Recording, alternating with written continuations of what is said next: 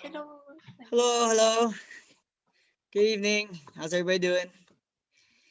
Let's pause, resume recording, and we're ready. All right, let's talk about the right of survivorship amongst co-owners. So we're going to talk about vesting. Vesting is a method of holding title in real estate, and the difference of types of vesting presents different consequences for the persons who's interested in the property.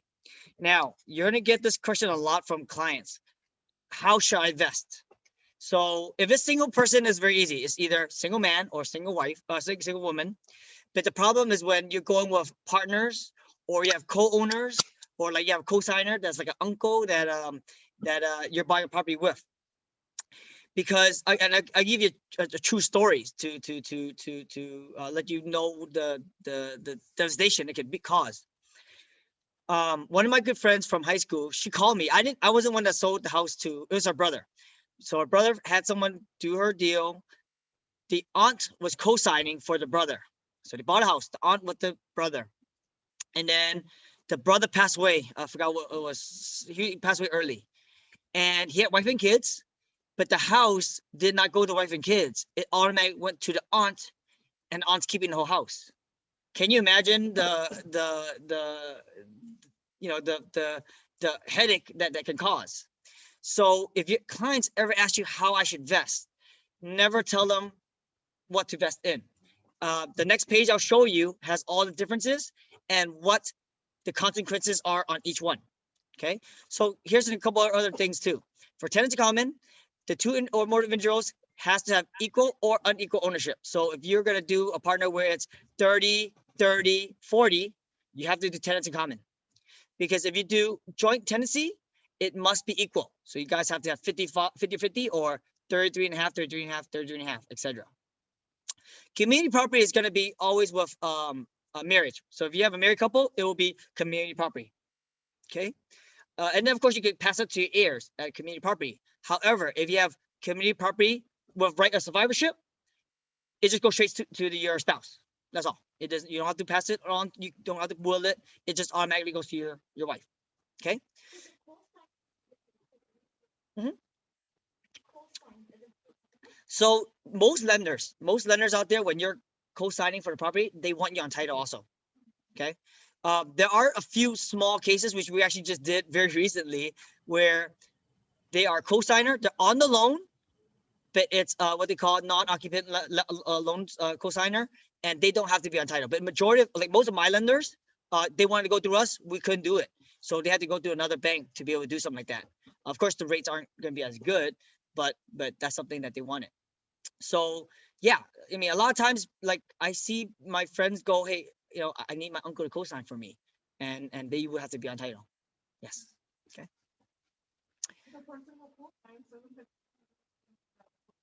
He is. He is. Well, you have to remember this because he's responsible for it. Also, that because he's on title, he is owner. You could do 1% to him, right? It doesn't have to be 50-50. If you're doing a joint tenancy, then you have to, right?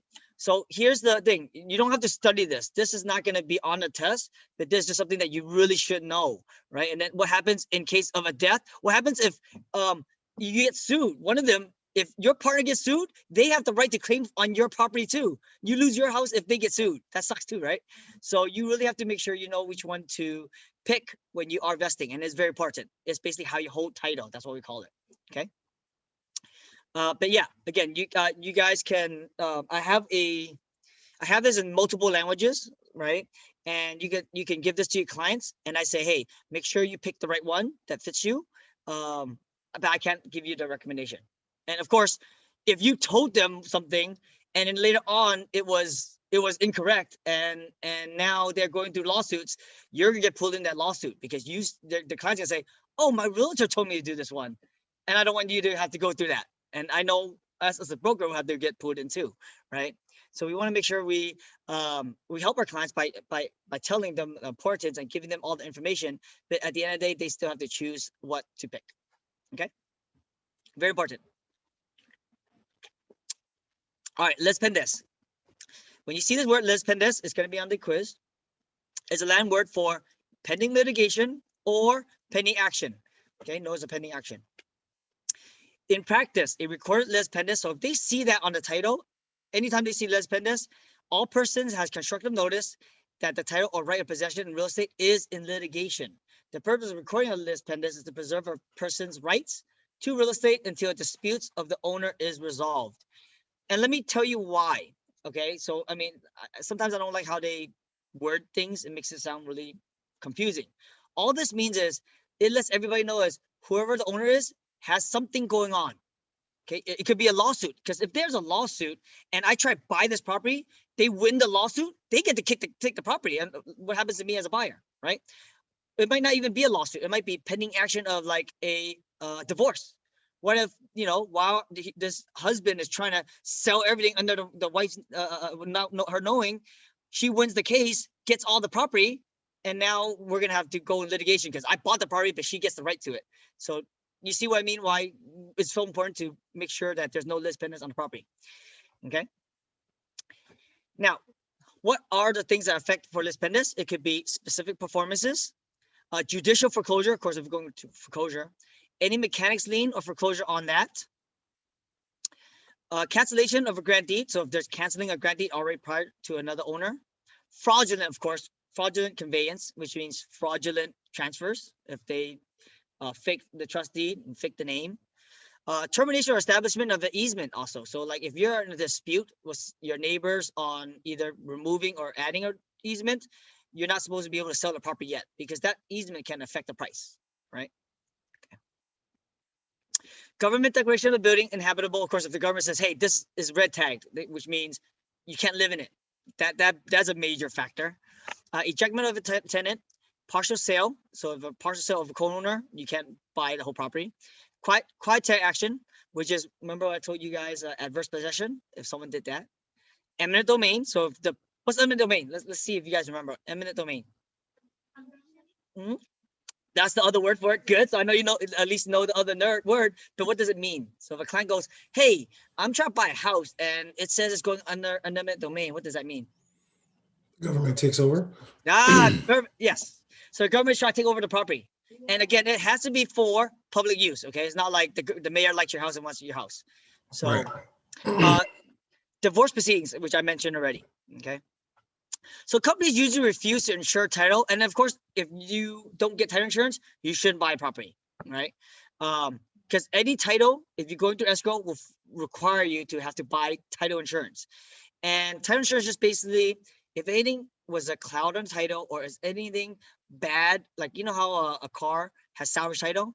Well, if you didn't know it has salvage title and it shows clean, but you find out later it was salvage, title insurance will actually write that wrong and they'll indemnify you. Okay. Property recording requires identity of the properties and lawsuits and adequate description of the real estate. That's all. Now let's talk about the preliminary title report. And it's basically what affects the title, right? We talked about encumbrances before. Hopefully you remember that word. Encumbrances, another word would be, it's cumbersome. It affects title. It could be general and tax liens. It could be assessments and bonds. Hopefully you guys remember there were different type of assessments or Melrose bonds. We talked about like a lot of the newer houses, they were building a lot of schools and they need those property owners to pay for that school. And they do that through bonds. It could have CC&Rs. You guys remember what CC&Rs are? Rules. It's a rule book. Okay, so when there's conditions, covenants, and restrictions. Things, things you can and cannot do. A lot of townhouses and condos will have it, but some single family house has it as well. Okay. Easements. Hopefully you guys remember the right to go in or out of someone else's land. Rights of way. Liens are just IOUs. Or interest on others. So meaning sometimes they're not owners, but let's say I let someone borrow money. I can actually put a lien on the property that says, hey, they owe me money and I'm using this as collateral. And that's what mortgage do, right? But I know other places that do this, whereas, there's a company that helps people renovate their homes. They give them money to renovate it. But what they do is they put a lien on there and they say, you owe us, we gave you $30,000 to fix your house up. We want to make sure we have protection, right? If you don't pay us, I can at least take your house. Okay. This is going to be on the quiz. Okay. an abstract of title. An abstract of title is an accurate, factual representation of title to the property acquired. An abstract of title is a statement of facts collected from the public records. An abstract is not an insurance policy. So what this is basically same thing again. The portion of the preliminary title part, that's your Carfax. The part that says, has this been a flood? Who's owning this before? What liens are on there? That's what we call a statement of facts or abstract of title. Okay. Again, this is going to be a quiz. So again, let's talk about title insurance. Title insurance is the contract under which a title insurance company reimburses or hold harmless. And the word that hold harmless means is indemnity. I want you to know that word, indemnity or indemnify. And who acquires the interest of real estate against a monetary loss caused by the encumbrance. So again, if there was anything that was not known to you or not shown on the preliminary report, and I'll give you an example that what can happen. Let's say the person was selling the property, hired a contractor, and didn't pay the contractor. While when we're buying that property, we might not see it on the preliminary report, but on the last day before we close, they send in a mechanics lien in, right? That's why we buy these title insurance. It's protect that. If that was the case, you closed, your client goes, hey, why is there a lien right here that just got right before I purchased the property? We have title insurance to cover it. Okay. So again, what title insurance is a form of indemnity insurance where anything is hold harmless to you on any encumbrances that affects title. Okay. And you need to know what title insurance can and cannot cover. So encumbrances that include CC&Rs or limited use, reservations or right-of-ways, easements, encroachments. What's our encroachments? See, you guys remember what encroachments are? We just watched football, so there was encroachments. So for the ones online who watch football, what is encroachment? And something that is coming over, what is it, onto your property, something hovering over. Yeah. Remember, I gave you guys an example. Someone built a garage and it was 2 feet into the other land, right? So if there's any encroachments, you bought this property and you found out, hey, I have an encroachment. That person is over my land. Now you have monetary loss. Now you can go claim some title insurance. Okay. Trustees or other security deeds, penalty of condemnation. We just talked about that. So if there was eminent domain on there, and if there's leases that you didn't know about, because when there's these leases and you bought this house, you try to move in, and they say, hey, I'm a tenant here, and you can't kick them out. That's a problem, right? So what title insurance does not cover is physical conditions. Some people go, hey, can I use my title insurance for my leaky faucet? No. Okay, that's totally something else. And we're going to talk a lot about insurances later on, because there's a whole bunch of different insurances. There's PMI, which is private mortgage insurance. There's homeowners insurance. There's homeowner warranty.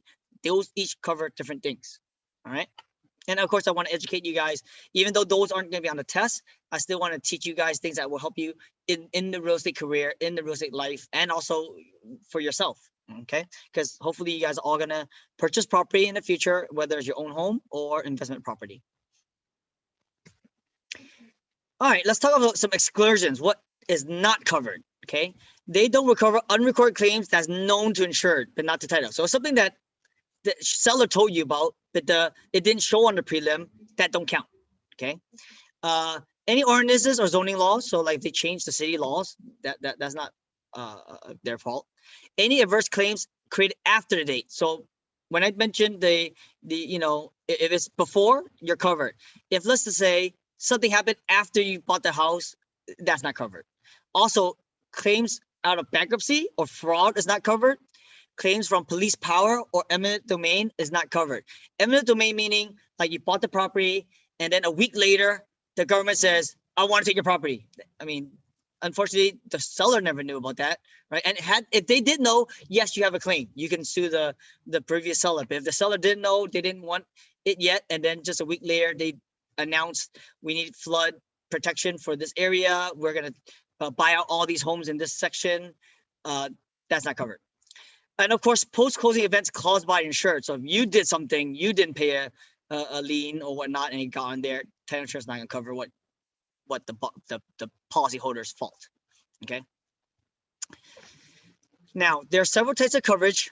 There's the California land title, which is a standard policy. This is solely purchased to protect the buyers, right? Then there's a ALTA, which is the American Land Title Association, and this extends the coverage. This is what we also call the lender's coverage, and a lot of times they want you to get the better coverage, which covers both parties. Okay. Of course, it's more expensive, right? But some coverage that the ALTA doesn't cover. Again, mechanics lien incurred by someone other than the buyer, or inability for the buyer to occupy because of a CC&R or a Schedule B exception.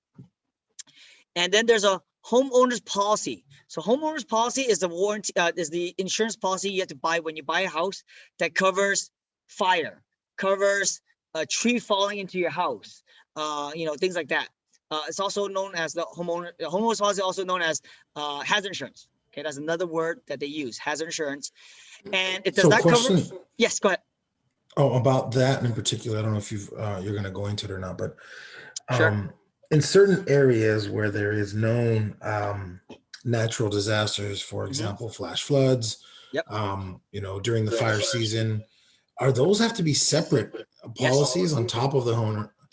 Yep, you're right. So Yeah, I'll give you some examples right now. So near my house, because I live near in Oakland Hills, where it's right near the Garden Park, and it does have a lot of trees. And the area around Stonebrae, which is a really nice area up there, a lot of insurance companies are canceling their fire hazard policy.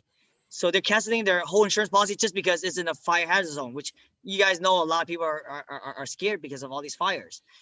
Same for flood. If there are flood areas, you just have to buy extra flood insurance, and lenders are going to force you to. So like even in Milpitas, there are some properties that if it's in a flood area, you just got to buy insurance on it. All of us know whole California, whole Bay Area is in an earthquake zone. Earthquake is not covered on your policy. You have to pay additional on it, and it's very expensive too. Like I have few properties, I don't buy it just because it's too expensive. So it's really up to you. And I'll give you some tips. If you have a mortgage on your property, you won't need to worry as much. Like I'll give you an example. If I own the property 100%, I paid it off already, right? If there's a fire or earthquake and it really just crumbles to the ground, I have all my money I lost. Okay, this might sound bad, but if I had 20% down in there only, so I have $1 million house, I have $200,000 in there, and the whole house crumbles, I only lost $200,000. The bank lost $800,000. So you're not as worried to buy a earthquake insurance if you have a loan. If again your house all paid off, you're worried that you have what we call total loss, and you worried, just buy the coverage and just pay I think it's like $1,800 extra or something like that. That's a good point that you said about the bank losing their money. Yep. That doesn't look bad on you when it comes to like your home purchasing and being able to get finance for the next No. So I mean, so banks are smart. What banks will do is they're gonna do a couple of things. That's why they want a appraisal to go there and make sure the house is in good condition. It's not gonna fall over. And if there's flood prone, they're gonna force you to go, you want to buy this house? Buy flood insurance. That way the banks is not liable. If there's a flood, they go over to the insurance company and says, hey, there's a flood. You guys gotta take care of it. So yes. Okay. Right. Yeah, the bank's gonna cover their butts all the time. So yes. Okay. All right. Increasing home prices reduce the numbers of negative equity homes in California and create equity. Recessions, homeowners are now considered their right to protect the equity from loss. And then there's something called a declaration of homestead. It's a document signed by the homeowner and filed with the county recorder's office to protect a owner's homestead equity from seizures and creditors. So if you file this document to the county, basically you're protected up to a certain amount for your equity. Okay, and I'll kind of go over each one for you. So when an abstract of judgment is recorded against a homeowner by a judgment creditor, just means there's a judgment against you. You got sued, you lost money, and now the creditors can take your house. Okay. Well, now they want to attach a lien on the title, And it's either a voluntary sale where you have to, replace that home with the dollar amount, or borrow from the judgment creditor from forcing a sale to satisfy that judgment. Here's the numbers. I give you the numbers instead. So homestead dollar amount of equity a homeowner's dwelling qualifies for exempt from creditors is $75,000 of equity if you're a homeowner with no dependents. You have dependents and head of household is $100,000. If you're 65 years and older, disabled, or 55 years and older and have a very low income, you get up to $175,000 of equity protection.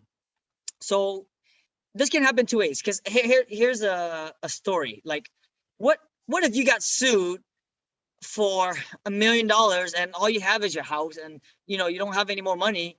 They take your whole house, and now you're just left broke with $0 in your pocket. The government's not going to want that. So the government was going to say, hey, you can't wipe this person out.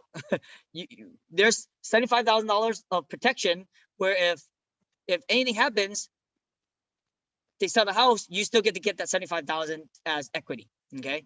Or on the flip side, if you only owe about $60,000 or anything less than $75,000, they can't force you to wipe you out because that's all you have, right?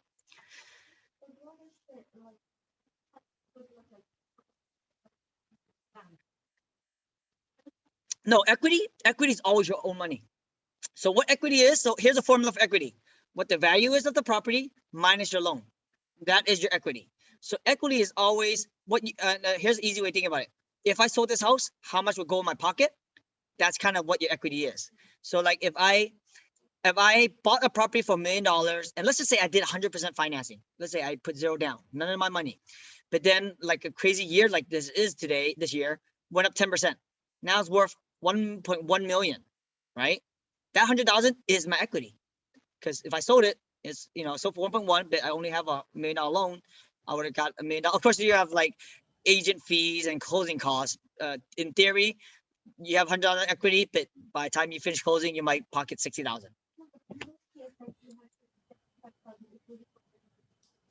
Mm-hmm. 20,000. Okay. Then yeah, then your 20,000 is protected. Yeah. It doesn't jump up to 75. That's the maximum. That's the maximum amount. Yes, that's correct. Okay, so the question she had was, what if I only had 25,000 in equity? Well, then you have $25,000 in equity protection. That's all. Yeah. What was the document signed by the owners that A homestead. A recorded? document. It's called a. Oops, where is it? I had it right there. A declaration of homestead. Declaration of homestead. Okay. Declaration of homestead is a document signed. Okay. Correct. All right.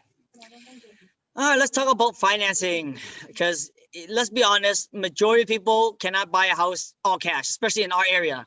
Although there are people that do, majority don't. And we need to help our clients get loans most of the time. So ability for a buyer to obtain financing is an integral part of real estate transactions. So we should know about it. So there are new property acquisitions, of course, buying new properties. There's tenant improvement loans. There's construction of building loans. And then there's refinance of existing mortgage type of loans, okay? And all of these will be start with a mortgage application. In our industry, we like saying 1003. So you see in the word 1003, it just means the mortgage application, all right? That's what I was going to ask about the equity too. Yes. When you refinance, the equity is what you are you trying to increase the amount of equity, or what is it that happens when you refinance like an existing mortgage in that sense? So there's two main reasons someone wants to refinance.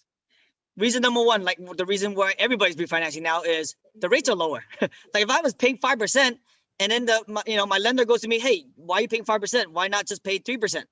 And my payments go down.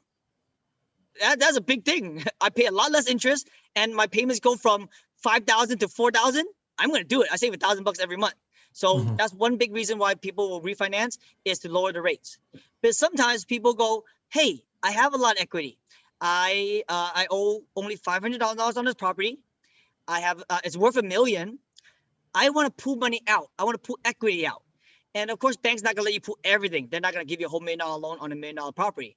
But most lenders right now are willing to give up to 70%. So you do the math. 500,000, 70% is 700,000. I get to pull $200,000 out of my home. I'll get a new loan. It might be cheaper rate. It might be the same rate. Hopefully it's cheaper. But now I have $200,000 in my account that I could reinvest with. Hopefully you guys reinvest with that money and not just go on vacation and buy, depreciation assets. And this, I mean, some people are laughing here, but this is what a lot of people did in 2005, 2006, which caused a meltdown. If you guys watch The Big Short, fabulous movie, download or watch the Big Short. It's about what happened in 2003, 4, 5, 6, and caused the 2007 and 2008 meltdown. Basically, people were using their house like a credit card. They bought the house for 300,000, 400,000. It went to 600,000. They pulled money out, went on vacations, bought cars, take it, buy more property, leverage that, and everybody just owed so much money on their houses. So when the price went down, no one could refinance because they had no equity. They were actually negative equity. It was unsecured loans. On top of that, people did not need to show paperwork. I had my sister had somebody came there and says, "Can you help me save my house?" Found out he bought a $900,000 house and he's just a janitor. And what happened was when he did the loan officer said, "Oh, janitor? No, you own a janitor company. You make $10,000 a month," when he only made like $1,500 a month. Yeah, and they had pick a payment. So how much do you want your payment to be? Oh, okay, your mortgage is supposed to be $5,000, but let's just pay $1,500 and then let that roll over. And a lot of people are doing that. Okay, and so you can see why. That the compounding the compounding contracts they were doing. It's called negative amortization loan. Neg am. That's what I was trying to get at. Okay, negative amortization. Negative amortization, meaning. Oh my gosh. So here's the crazy part. And I just want to educate you guys today. We might go over since I talk so much, but when you pay a mortgage or every loan every month, you're hoping that your loan amount goes down, so you eventually pay it off. Some of these loans that people are giving or taking, we're going every month. My $500 loan is going to go up in loans. So as I'm paying, my mortgage balance goes up instead. So I never pay it off. In case you guys don't understand it, 10 years from now, I will owe more than what I owe today. But in their minds, I'll tell you why people did this. Okay, this is a great loan for investors. If they were to buy, just qualify for it, sell the property right after, it's okay that it goes up a little bit because I'm gonna make money, sell it anyways, right? But a lot of people were not using it the right way. They're using these to qualify for a house that they really can't afford, and just so they can live in it. Okay, so it was just very sold wrong, and it was taken advantage of by a lot of these lenders that made a ton of money by just telling people you could buy a house, you just need a pulse, and I could buy a house. Oh, a lot of people, a lot of brokers and mortgage lenders did get in trouble at that time. The people that did not get in trouble were all the big banks, the big honcho CEOs. They're the one that did all this bad stuff, but none of them got in trouble. So that's another discussion. Okay, let's keep moving on. Sorry, guys. Yeah, no, again, keep the class interesting. You guys don't fall asleep on me. Okay, so transaction agent, that's what we are called. We are, as an agent, the transactional agent for the lenders. And of course, we have to help them locate the best advantage loan. It's not always the best loan, okay? Because I'll give you a couple examples. I have friends that go, "Hey, I don't have the best income, or I don't have the best credit score." I will find them a lender that can at least get them a higher loan amount that they can afford. It might not be the best rate though, right? So the more risk a lender has, the more interest rate it would be, okay? And it's very common. So I have friends that go, "Hey, I own a business. I file very low on taxes, but I really want to buy this house." We have loans that are pretty high in interest rate, but at least he can still get $1 million loan for it.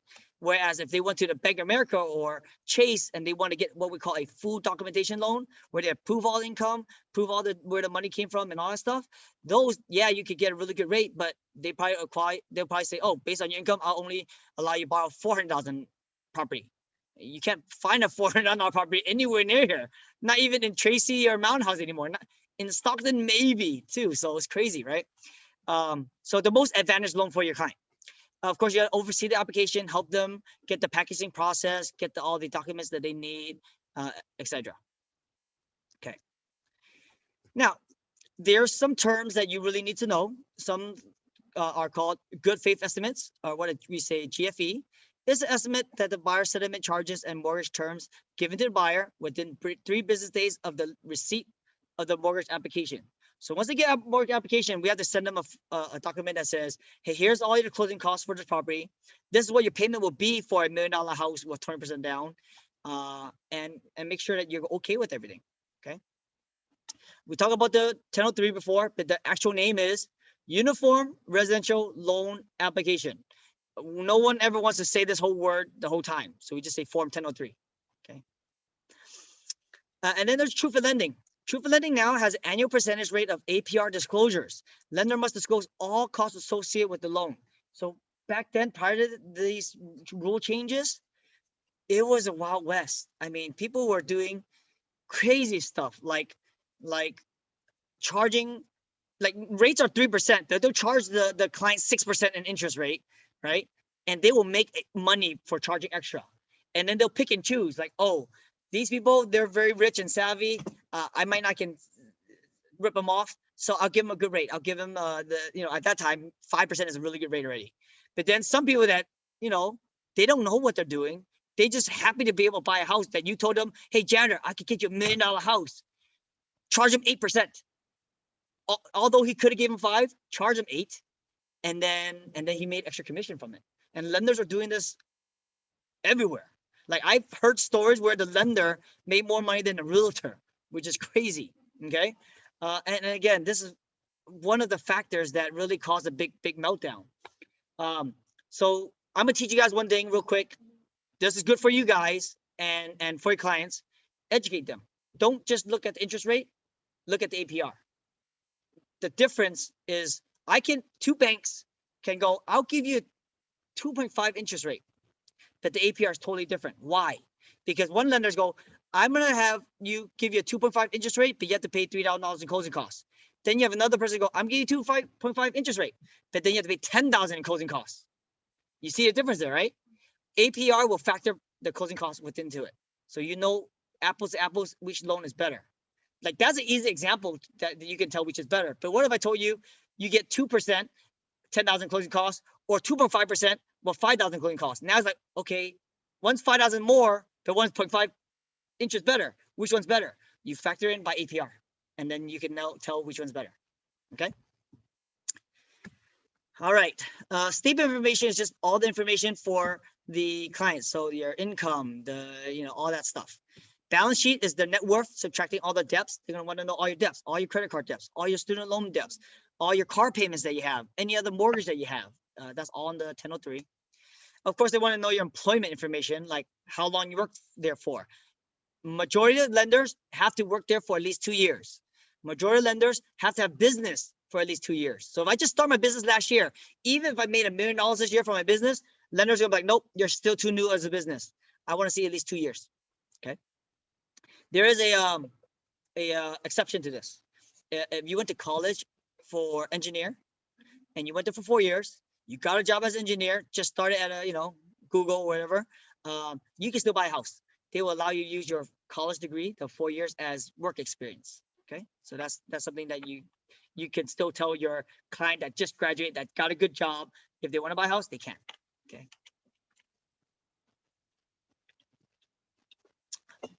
All right. RESPA. This is the Real Estate Settlement Procedures Act. They do a lot more than this. They are a huge oversight act, I guess.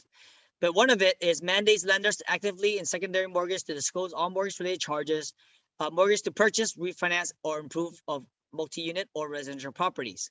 So RESPA usually deal with residential only, not commercial, and they just want to protect the consumer. They want you to, like, have you ever bought a brand new car before? They'll tell you what interest rate is, what your payment is, how much total interest you're gonna pay at the end of the year, end of the paying it off. I don't want to scare you guys, but for majority of people, if you have like a 6 or 7% loan, you're gonna pay almost double the house by the time you paid after the 30 years. I have an amortization chart for you where you can tell when your mortgage is paid off, if you put extra payments, how much years you can cut off. And that's crazy. And I teach my clients to do this all the time. Had you just, the people that get their tax returns, most of you get a tax returns, they get a bonus, they go buy shopping with it, right? I tell my clients, take that tax return fund that you made, dump it back into your mortgage. That, just doing that will knock off 3 to 4 years, depending on how big your checks are, knock off 3 to 4 years of payments on your home. That's a lot. If like my mortgage $5,000, if I knock off 3 years, that's $180,000 I just saved just by dumping an extra check every year because of that. Okay, and I have a calculator for all that. Yes. And you would pay, so that refund you would use, and when you do make that payment towards your mortgage, it goes straight to the principal, right? Principal. Yeah, and you have to tell them. You have to request that. Okay. Straight to principal. Some of them will go, and their lenders are tricky. They go, oh, you're prepaid the next 3 months, and they don't put directly in the principal. No, you have to put it in and request, I want this going towards principal. Yeah. Okay. Let's talk about loan to value. See, hopefully you guys get some usefulness from this class, not just learning to pass the exam, right? But loan to value, it's just basically the equity that you have. Another way to think of this is also how much down payment you're going to put, right? Because you bought $1 million house and you're putting 25% down, the loan to value would be 75%. If I had $1 million house and the value skyrocketed and became $2 million, now I have a 50% loan to value because I owe $1 million is worth $2 million, right?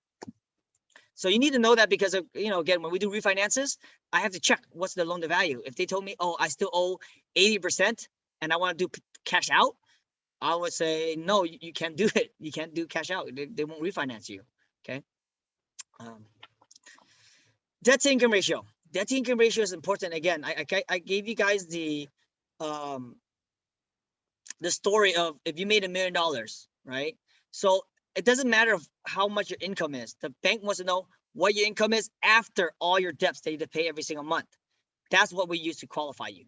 Okay. And I have a lot of clients that they do make really good money, but they have 3 car payments and all that stuff, and end up they can't afford that much of a house. Okay.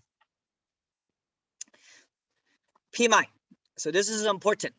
Okay. Because private mortgage insurance is, again, another type of insurance. This type of insurance is actually to protect the lender that you typically have to pay for. So why? Why do I, as a borrower, have to pay for this PMI? Typically, it's because you're putting less than 20% down. And there's a reason why people always say, hey, you should put 20% down, you should put 20% down. And that's kind of like the known down payment to put. It's because majority of it is the PMI. Now, there's good and bad things about this. Like if I only had 10% down and I want to buy a house, pay the PMI, because guess what? Even though I have to pay this every single month, me getting a house, having my home ownership, being able to build wealth, being able to use the tax advantages of tax write-offs, and if 1 year it goes up 10%, that'll pay for the whole lifetime of PMI anyways, right? So don't discourage your client if they don't have 20% down to not buy. They still should buy when the time is right. 2 things I want to talk about this is you can actually remove PMI. So if I'm paying PMI and let's say 3 years later, my value goes up a lot, I actually can request the bank and say, hey, look, I have a lot of equity now. You have no more, you're not as bigger risk anymore. Can you remove it? And they will. Okay. And I think there's some slides next that will talk about how to do it and what's the criteria. Creditworthiness, you guys know all that. Like, hey, they will check your credit and whatever your FICO score is. FICO score is typically a combination of all 3, TransUnion, Transamerica, and Equifax. Okay. And it just kind of tells them, is this person reliable? Is this person going to pay me when I give him this $1 million loan? Right. If you have a lot of car payments that you don't pay for and all that stuff, they're not going to want to give you a mortgage. So make sure you have good credit. Credit in our society is super, super important. Okay. All right. The loan approval process. So when you get loan approval, it's usually under some conditions. It's always a conditional loan approval. It always depends on the condition of the property, right? because I'm gonna give you a $800 loan if the property is $800 property and is not gonna crash down. Title has to be clear, meaning it has to be good title. It's not like a title where it has a lot of liens on there. Derogatory entries on buyer's report may need to be eliminated. So again, if they have late payments or like a medical bill on there, it might have to be removed before they get the loan. Or the buyer's long and short-term debt has to be reduced. So they'll tell them, hey, you get good score, you got good income, but your debt is kind of high, and we're worried you need to pay some of these off, right? FHA. FHA is a really awesome program. There are pros and cons on this, and I'll tell you guys both. So Federal Housing Administration issues loans and generates by the lender and insured by the Federal Housing. So Chase, Wells Fargo, any lender can sell a FHA loan, but it's gonna be backed by the government. Why does the government do this? So if it wasn't for FHA, there's a lot of people out there that would not be able to qualify for a house. A lot of people use this FHA loan, right? So the good thing about this is a high LTV, meaning you only have to put very little down payment. 3.5%. That's the lowest down payment you need to be able to buy a house. So think about it. A $500 condo, 3.5% is maybe only $18,000. Most people have $18,000 to buy a house. But if I had to put 20% down, that's $100,000. Not a lot of people have $100,000. $18,000 versus $100,000 is a big difference, right? And they also allow people with low credit score. So even if you have like a 580 credit score, they will let you buy a house as long as you have good income. Your income has to qualify. That's all. Your income qualifies, they will let you buy the house. So it helps create more home ownership. It helps. And again, you have to think about government. They're smart. Why do they want home ownership? They pay property tax. They usually, when they own the property, they will spend money on it, do renovations, and that will put more sales tax dollars back into the economy. So they want people to own the houses. Okay. Now, they changed FHA a few years back. They no longer do PMI. Back then, it used to be PMI for across the board. Now, FHA loans has something called MIP, which is mortgage insurance premium, which is the same thing as PMI. However, you can never get rid of it. Remember, PMI says if you have enough equity, you can request to remove it.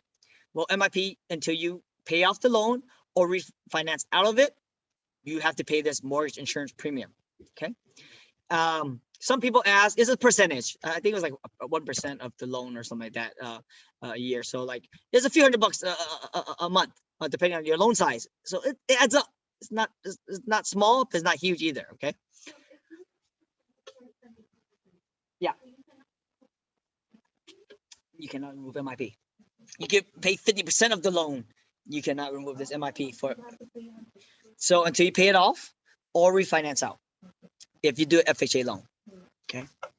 And so, that's with the FHA loan only then. So FHA the PMI, only. Yeah. Okay. If I got a conventional loan will have less than 20% down, because there's a lot of lenders that do 10%. I know lenders that do as low as 5% if you have really good income, really good credit score. 5% loan. But you just got to pay PMI. Okay.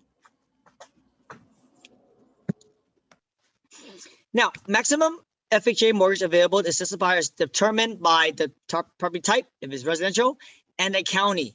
They just raised it for us. I think, oh man, I can't remember the number. It used to be 7 something.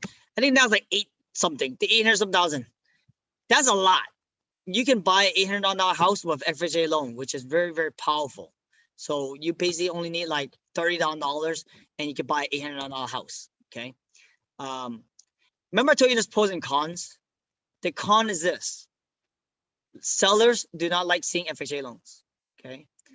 Because there's another entity that the government has to approve it. So it's more strict, typically. And is usually longer than a conventional loan. And you guys know, like, when people buy houses, cash is king. If it's all cash deal, you usually get a better deal than if it's a conventional loan, which will always get a better deal than an FHA loan. So if I had an FHA client, I typically tell them to put about 5% over what I think everybody else is putting. So if it's $800 for a property, I'm gonna tell them to put like 815. You're gonna have to pay extra just to entice the sellers to take FHA loan.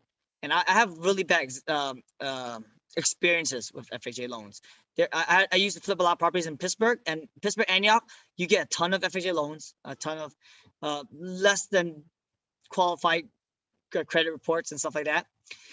And whenever I do FHA loan, it always takes long, and they always come back and make the seller fix all these BS stuff. Had I got a conventional loan, I know it's very easy and I wouldn't have to do all these work. And a lot of these work that they force the sellers to do is like, they make sure we have to pay for it too. Like a lot of times, a conventional loan, if there's this things that needs to fix, I go, nope, I'm selling as is. Buyer needs to pay it. It's really good for the seller and it's me as a listing agent. Well, if FHA requires the seller to have to fix it before they can transfer to a new buyer, it's like now I have to go tell my seller, hey, Mr. Seller, you're gonna have to spend another $5,000 to fix this. I don't know if this is gonna even close, but you gotta fix it before they can close. Right? It sucks. Okay. Either the buyer or seller may actually pay for the buyer's closing costs, also called non-recurring closing costs or advanced closing, and it has to be non-recurring closing costs. So let me explain this a little bit more in detail. Non-recurring closing costs is one-time payments for your closing costs. Anything that has a recurring cost, like property tax, you have to pay that ongoing. Taxes, you have to pay that ongoing. Insurance has to pay that ongoing. You can never give credit to pay for those items because the lenders want to know, I need you to make sure that you could able to afford this whole payment plus these reoccurring costs forever, right? Here's some examples of what can be paid. Lender's origination fee, appraisal fees, credit report fees, home inspection fees, recording fees, survey fees, cost of a title insurance. So title insurance, I forgot to tell you guys, one-time payment for title insurance, okay? Everything else that I mentioned, PMI, which is private mortgage insurance, homeowner insurance or hazard insurance, all are every monthly. Kind of like your auto insurance. You have to pay every year, right? Or every month, right?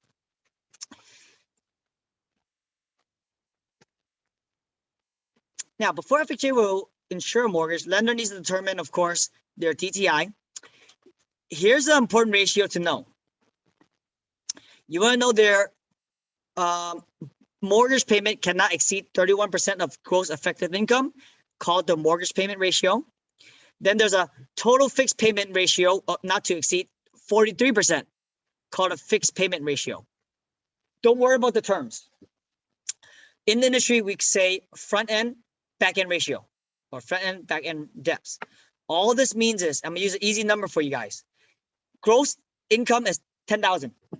So let's say this person that's buying a house makes $10,000 a month, and we always go gross. Gross meaning before taxes. You don't calculate taxes yet. Okay, so I make $10,000 a month. My mortgage cannot be more than 31%, which equals $3,100. So if I'm going to shop at houses, I have a $10,000 income. My mortgage payment cannot exceed $3,100, and that's what we call the front end. But remember, I told you guys lenders care about all your other stuff: your credit card debt, your auto payments, child support, other mortgages. Those plus your mortgage cannot exceed 43%. Okay, does that make sense? So you have to qualify on both ends.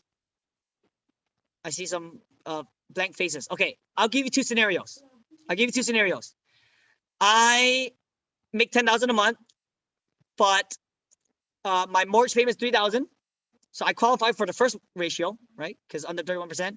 But I owe a lot. I have a $1,000 car payment. My Tesla is a $1,000 payment. Now I'm at $4,000, and then I have $500 in credit card debt. So that's $4,500. I do not qualify because I don't qualify because of the back end, which is the fixed payments plus your mortgage. You see that? But then there's some people go, I owe zero. I debt free. I don't have car payment. My car's paid off. I have no credit card debt. But they try to buy a nice house that has a $3,500 payment. Can they qualify? No, they can't, because it's still you have to qualify for both. Right? Even though I qualify on the back end because I only have $3,500 payment, including my car payment and all the other stuff, but I don't qualify for my front end. I don't qualify under that 31%. Okay. So typical lenders want to follow along these guidelines, but these are just guidelines. I do have lenders that can go higher. Okay? I do have lenders that go higher. And I think there's a term for it. It's called compensating factors. Okay.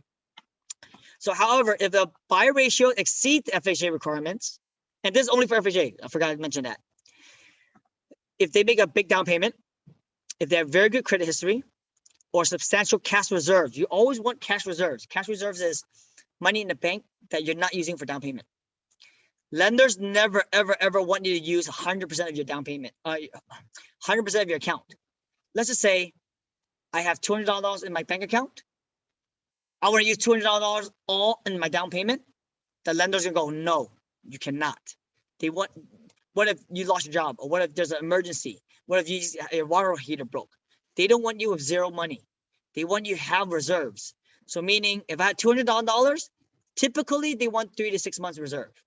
Meaning 3 to 6 months of payments. And my payments are $3,000. They want at least $18,000 that I have set aside. Okay. So those are, if you have a big cash reserve, and FYI, you can use stocks. You can use other assets like your life insurance policy, your 401k, right? A lot of people have 401k, then they might not have it in a bank, but worst case scenario, if they can't make the mortgage, they can cash out their 401k to pay the lender. That's what they see it as. Okay. Demonstrate potential for increased earnings. So if you say, hey, look, I just got hired for this, but they already said 6 months, I will get a big raise. You can show that and show proof and have a lender, not lender, your employer send a letter. They will up your ratios. I mean, most lenders I see now are like 50% ratio for your back end. That's one we care about most usually, because you guys know a lot of people have a lot of debts, a lot of credit card debts. America is nation of credit cards and debts. Yeah, like it's crazy. I'm hoping all of you guys, pay off that credit card. It's very high interest, right? Like I have people, it's crazy. They invest money. They owe a lot of credit card debts, but they're trying to invest in stocks. And I'm going, first off, your credit cards are like 18, 20%. It's very unlikely you're going to make 18, 20% in your investments. Don't invest. Pay off your credit card first. Once your credit cards are paid off, then you invest with that money. So tell your clients that, because I see it all the time that you have my clients have credit card debt, but they want to invest money. Okay. All right. Let's talk about energy efficient mortgage. It's something that's kind of new, and you can actually set your cost of energy improvements into your FHA loans, which is cool. Because a lot of people, when they buy a house, they go, man, I want to replace the windows. I want to replace all the appliances because they're old. I don't have the money for it. Well, FHA is going to say, hey, you know what? We'll actually give you money to pay for energy efficient appliances, give you money for solar panels, give you money for windows, insulation, which help makes heating and cooling for the house, or complete any repairs that will improve energy efficiency. So you can now buy a house, $500 house, and get another $20,000 just to make it more energy efficient, which is cool. Now I put that all into the loan, right? And I don't have to come out of pocket or even pay on credit cards. Most people buy a house, they put their appliances on credit cards, right? Well, rates right now are like in the 2% range. I'd rather finance it with the 2% range than 18%. Okay. Oh man, this is going to be a long chapter. So we have 3 minutes. Let's go 2 more slides and we'll take a break. Okay. There's something called seller financing. Most people always think bank. No, there's other lenders. And this is a secret of a lot of real estate investors. A lot of these real estate gurus teach to go to these people and say, I don't qualify for the regular banks, like because I don't have a big down payment or whatever the reason is. There are a lot of sellers out there that are willing to do seller financing that says, hey, I'll finance it for you. And I see a lot of times, like the owner of the landlord usually gives this to the tenants. I like you as a tenant. Like my tenants, when I want to sell my properties, I would give my tenants first dibs. I would say, hey, I'm selling this property. Do you want to buy this? And sometimes if I don't want all that money, I can do seller financing, and now I become a bank. I earn interest on that property, right? There's several ways. There's an installment sale, credit sale, carryback financing, or a owner will carry OWC sale. We'll go over each one. Okay. The seller offers a convenient and flexible financing package to prospective buyers, make the property more marketable, and also defers taxes on the profits. So again, there's a pro and con.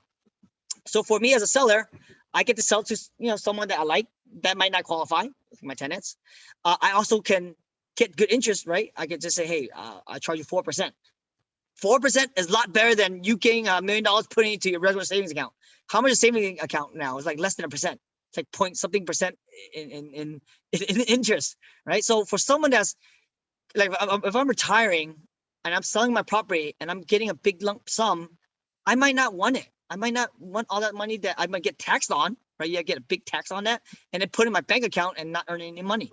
I'd rather go, okay, I'll finance it to this client or this borrower, and now I'm making 4% every single month from my money. I get to retire with that money. Okay. On the good part for a buyer, of course, like I wouldn't qualify for any of the house. This way, the seller is going to qualify me, and a lot less closing costs. Because with the banks, there's lender fees, title fees, notary fees. They charge you for everything. When you do seller financing, it's just escrow. You don't really have to pay for all these document stuff, right?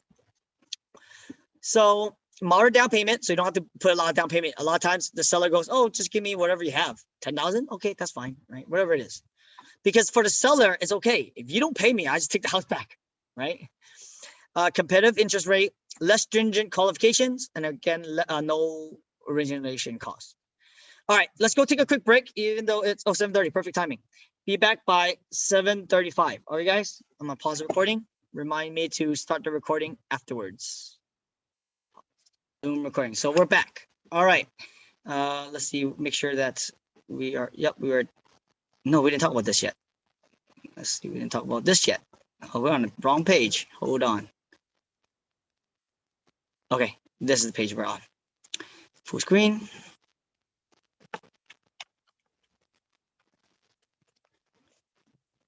So we just finished one. Okay, so let's talk about tax impact. So this is going to be on the quiz. So make sure you know this.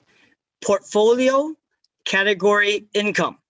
Regardless of wherever the property is sold, as a business, as passive income, as personal income, it will be categorized as portfolio, category, income as far as tax goes when you're doing a seller financing. In the closing of a sale financing may be documented. So there are different ways to document it. A land sales contract. Land sales contracts are contracts sold between buyer and seller when no agents are involved.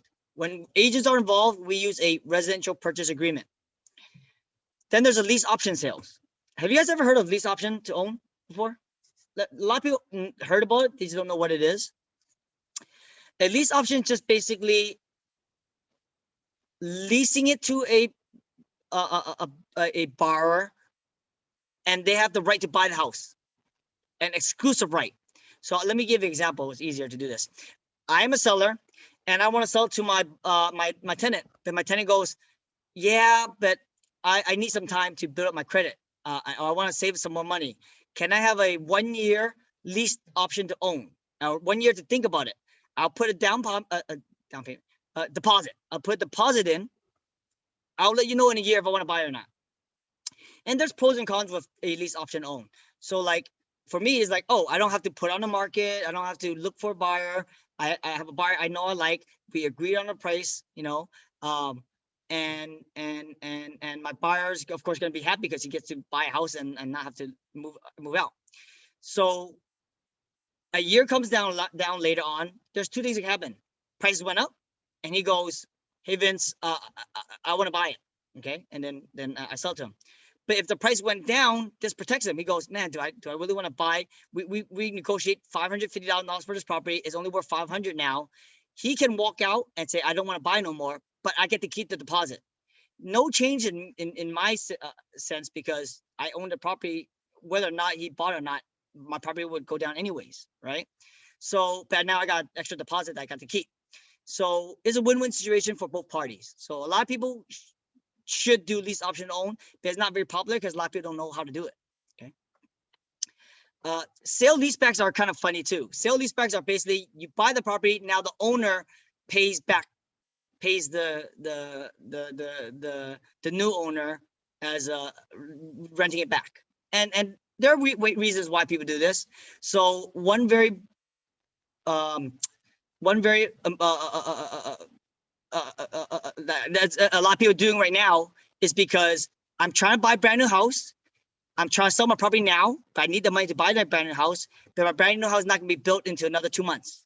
So I'm going to have to do a sell a lease back. And I'll be like, hey, let me rent back my property from you because you're the new owner now for 2 months until my new house gets built. Sometimes people give it for free. And of course, that will make the offer stronger. Sometimes they'll pay, the owners will have to pay, or the old owner has to pay the new owner what we call their PITI. I don't think I ever talked about that yet. PITI stands for principal, interest, tax, insurance. Okay. When people talk about the mortgage payment, they just talk about mortgage and interest. So your mortgage interest is one payment, but normally most people when they pay the mortgage, they also include their taxes and insurance with it, and that's what we call PITI payment. Okay, and that's kind of your whole payment for the house. Okay, and then there's trustee notes and all-inclusive, standard and all-inclusive. We'll go over those. You should not use those, and I'll tell you why later. But there's a whole chapter on those. Now, legally, a note and a deed of trust provides the most certainty. You have a promissory note, and this promissory note just serves as a favor that says, hey, there's evidence of a portion of a to be paid of the real estate before the seller's cashed out. And it's basically an IOU. If you have a note that goes, hey, Mr. Vince, I owe you $100,000, doesn't mean very much, right? What I want is a trust, the note plus a trustee lien, because now I have the lien that says, if you don't pay me, I get to get back this property. That's what we call collateral. You want to make sure you have collateral. So the bank doesn't just make you sign a contract. They make you sign a contract and give them a trustor on there where you don't pay me, the bank can take the house. Okay. Let's talk about recourse and non-recourse paper. Okay. So carryback note secured by trustee lien on property sold as non-recourse, which means seller are barred from obtaining money judgment against a buyer for any part of carry debt not satisfied by the value of the property. I hate that definition. What this means just means if they don't get all the money back from either the short sale or foreclosure, that's all they're getting. I'll give you an example. Let's say I bought the house in 2005. 2005 was a peak, very high. I bought for $1 million. 2008 hit. Is now only worth $500,000. Okay, and that happened to a lot of people. That's actually a true story. If they foreclose on the property and it only sold for $500,000, because it's non-recourse, the bank can't go after me for the other $500,000. Now, here's the crazy part. If it's a recourse loan, recourse paper loan, and I bought for $1 million, it's sold a foreclosure for $500,000, the bank can go to me and go, hey, Vince, we just only sold $500,000. You still owe us another $500,000, and can go after my other assets and all my and make me pay them for the rest of that. Most commercial property is going to be a recourse loan. Okay, so if they don't make their money back, they sold it for less or whatever reason, you are owed the difference. Non-recourse, you're not owed the difference. Their whole collateral is the whole amount that they're gonna ever get. Okay. So again, non-recourse is debt secured by real estate on the creditor's source is limited solely to the value, and that's it. Solely to the value of the secured property.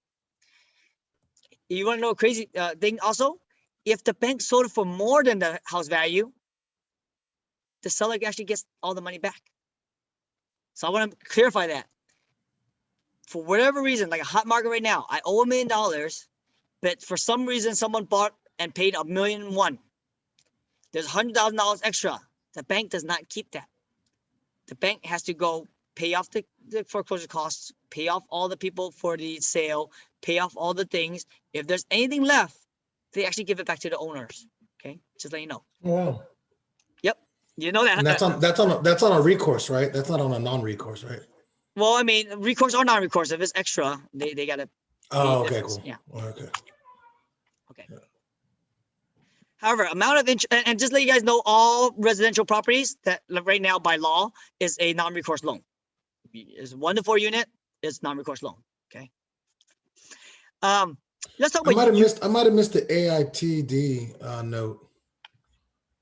I don't know, maybe the I'm. all-inclusive trust deed. AITD is Is that- all-inclusive trust deed, and just basically, let me tell you what it is. It's basically saying, I as an owner is still on the loan. The buyer pays me as an owner, and I go pay the bank. That's all-inclusive trust deed. all inclusive. That's what. Yeah. Okay.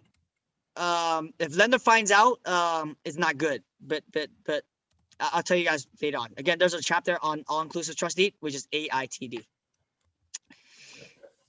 Which is the next page actually. But let's go back to up on top first.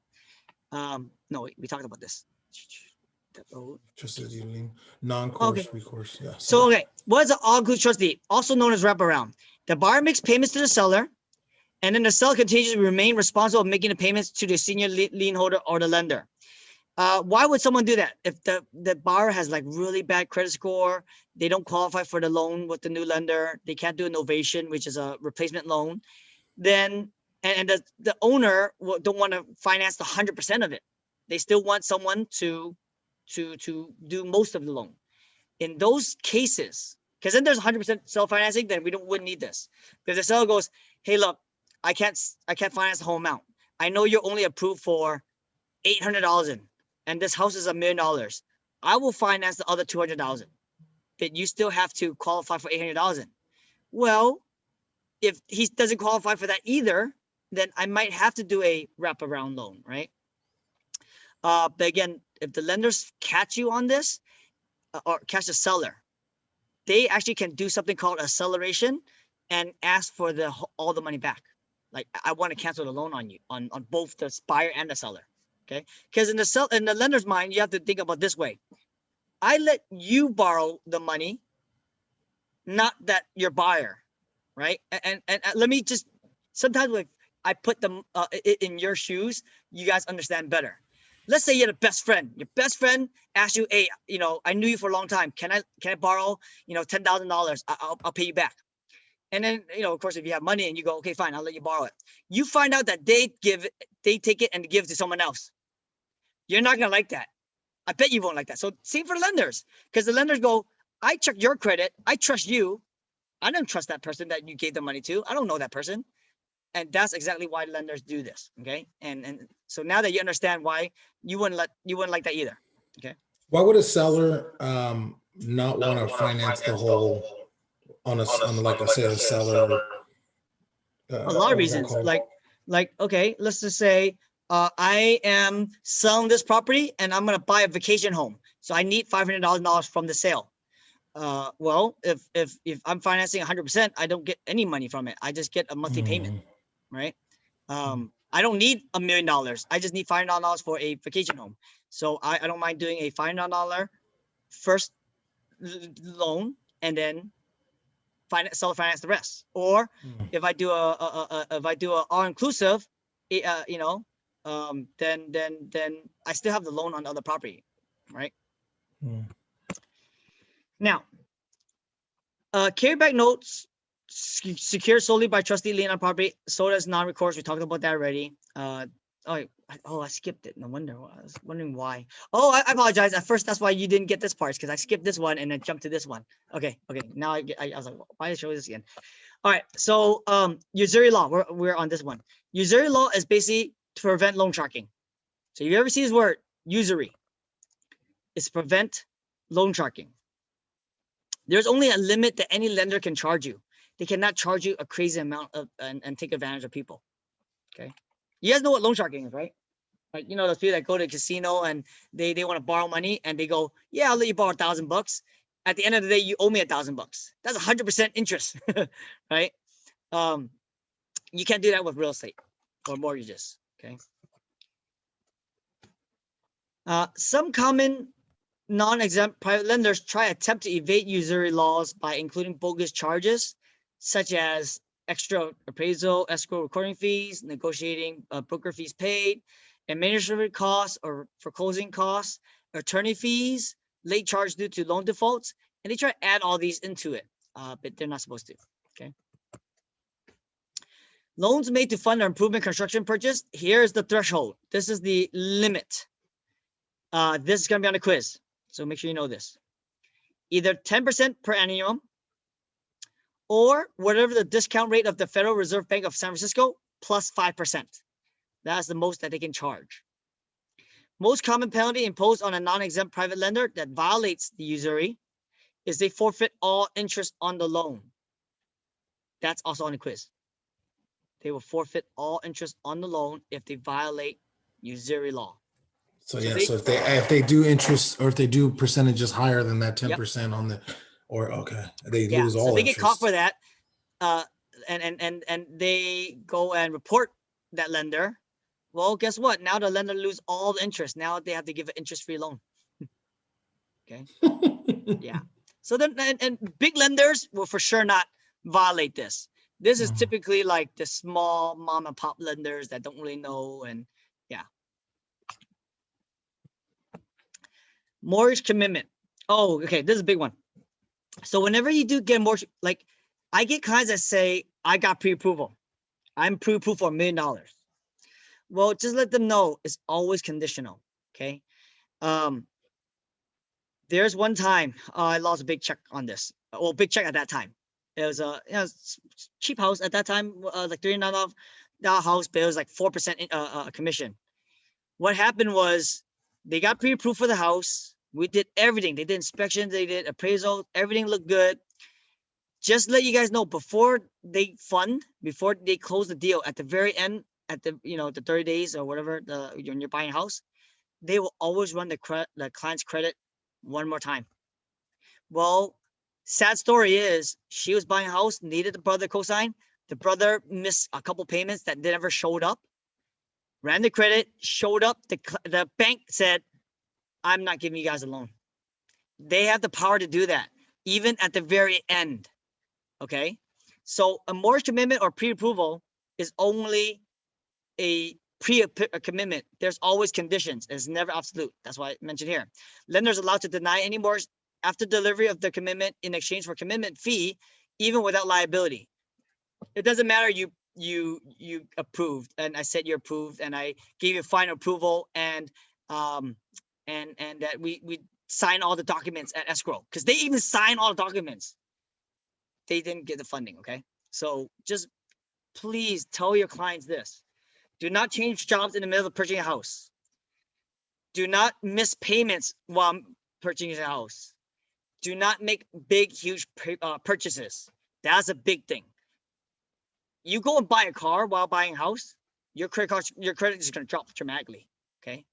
What some people do when they buy a house is go shopping for appliances. Sometimes appliances can be expensive, right? Like there's $5,000 fridges and $5,000 stoves. And if you finance, 0% interest, no payment for 24 months, you see those signs a lot at Sears and wherever, right?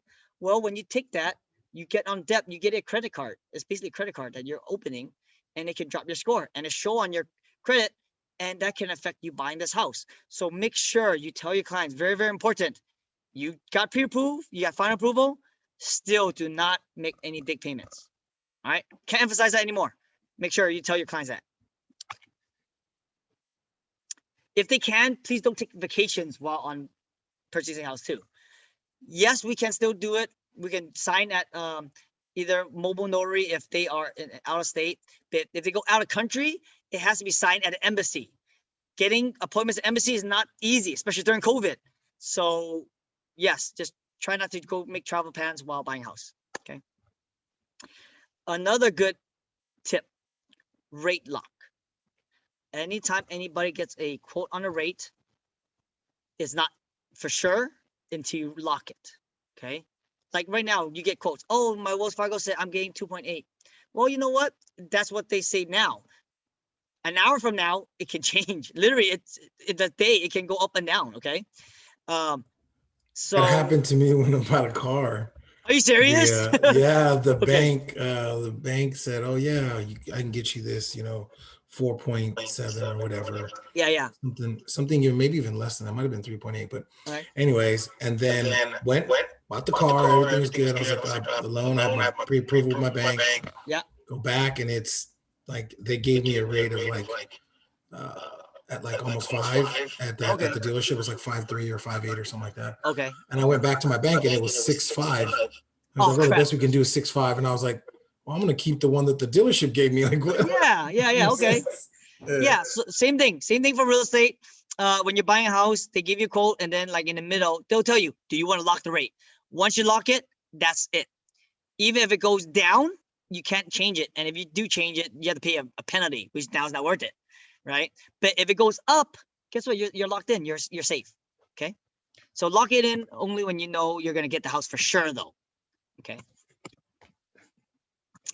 All right. To close, of course, they want to close as quickly as possible. They're gonna need bank accounts, bank statements, latest pay stubs, W-2 and tax returns for at least 2 years, mind you, 2 years.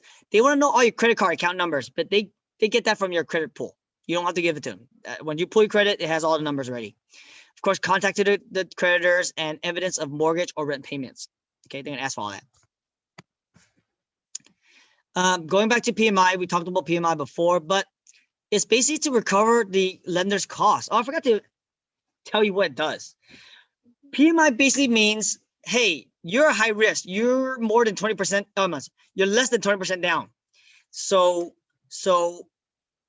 if I like giving examples instead of explaining it. If I put only 10% down, so $1 million house, I put 10% is 100,000. The market crashes, and it's only worth 800,000, which what happened in 2007. I'm just gonna go, wow, why am I buying a $1 million house when it's only worth 800,000? I'm just gonna walk away, right? Because I lose less money if I just walk away. Lenders now just lost a lot of money. However, with 20% down, they go, okay, I'm pretty safe. I don't think the market's gonna drop more than 20%. You're not gonna walk away if you put 200,000 in. The lender has 800,000 in it. It drops 20%. Oh, okay. The lender goes, sure, you want to walk away? Go ahead. I'll just sell it $800 and I get my money back. That's why they want PMI. If you put 10% down and then they sell for 800,000, what they can go is go to the insurance company. Hey, guess what? I lost money. Give me back my money. So lenders always protect it, and they make, of course, you pay for it as a borrower. And also could cover debts, deficiencies, and foreclosure costs. Okay. PMI is not the same as mortgage life insurance, which pays off the insured in the event a borrower dies, becomes disabled, loses health or income. Now, remember I told you there's PMI, there's hazard insurance, there's title insurance. Now there's something called mortgage life insurance. We actually do insurance in our company as well, and we encourage people to get insurance because, like, I actually got it for my house. Knock on wood, anything happens to me, my house is gonna be paid off. I don't have to worry that my wife and kids are gonna be homeless, right? Because I know if I don't have life insurance and I pass away and there's a big mortgage, my wife is not gonna be able to make a $5 mortgage payment on her own and take care of the kids, right? So most people that are, and most of your clients, they rely on both income. They need husband and wife income. In those cases, I go, hey, look, Mr. Klein, since you're buying this house, I'm not here just to buy you this house. I want you guys to keep this house too. You guys need to get this mortgage life insurance where if you guys do get disabled or get passed away, that you pay off the house and you guys don't have to worry. Especially if you have kids. I have 2 kids. I want to make sure that they're taken care of, right? So it's important to recommend this to your clients. Of course, they don't have to buy it. It's not mandatory. Okay. Certain are mandatory. PMI lender is mandatory. Hazard insurance is mandatory. Now, buyer pays equal premiums to the lender. Some lenders actually offer something really cool. They call it LPMI.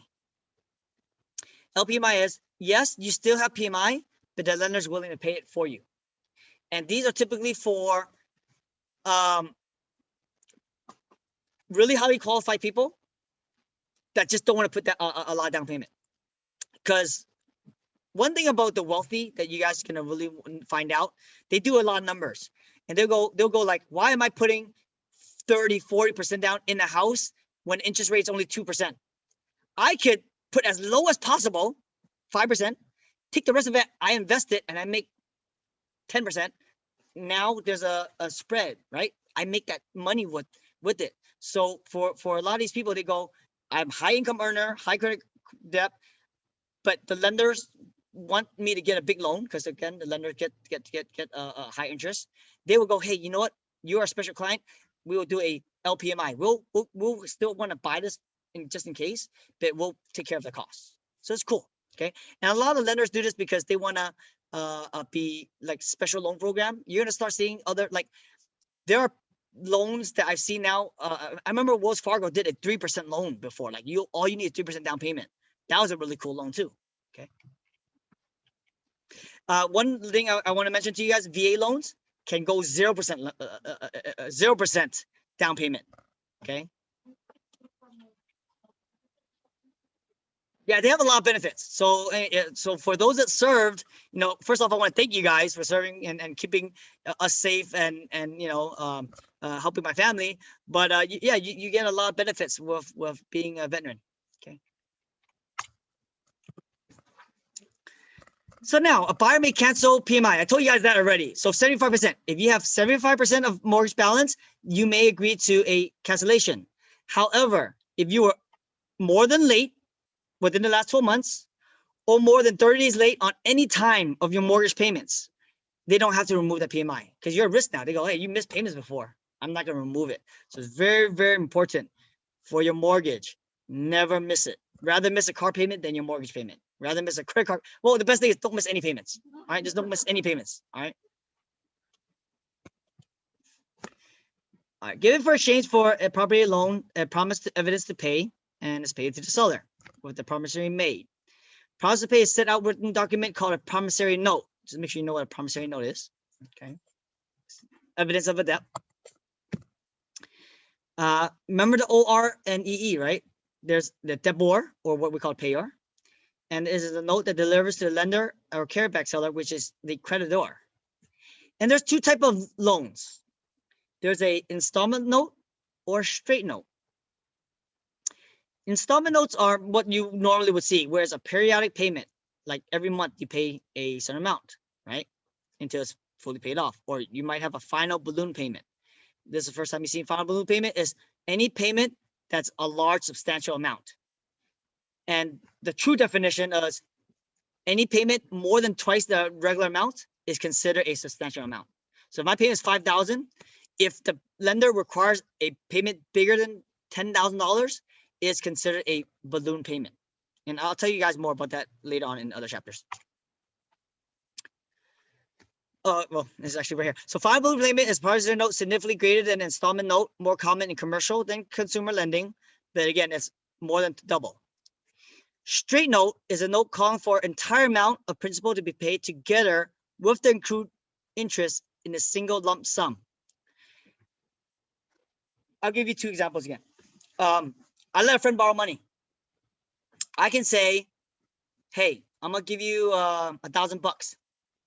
You have to pay me $100 a month for a whole year. So that's $1,200. That's the interest included. So every month you pay me $100. That's what installment note is. Or I could do this. I could say, hey, I'm gonna give you $1,000 at the end of the year, so you don't have to make any payments. At the end of the year, you have to pay me $1,200 back. All right. So that's the difference between an installment note and a straight note. Okay. Now there's a lot of variations. So you're gonna hear about all these different type of loans. I didn't talk about fixed rate because everybody knows what fixed rate is. It's just fixed for 30 years. No changes, right? Let's talk about different type of loans. There's ARM, also known as adjustable rate mortgages. Okay. And there's hybrids also, but then there's graduate payment mortgages. There's an all-inclusive trust deed loan. Then there's a share appreciation mortgage loan, also known as SAM. Who is flushing the toilet? Yeah, if you can close the door, it's like I don't know who's in the background. Oh yeah, maybe. Okay, that makes sense. Yeah, no, in the background there's a lot of noise and it's kind of distracting. So, Adjustable rate mortgage basically is a variable interest rate note that the rate adjusts based on a selected index, starting with a teaser rate and then resetting at a higher months or years back. So normally this is what happens. People get ARMs because they have a teaser rate, meaning it's usually less interest than what a fixed is. And then it'll readjust every year afterwards.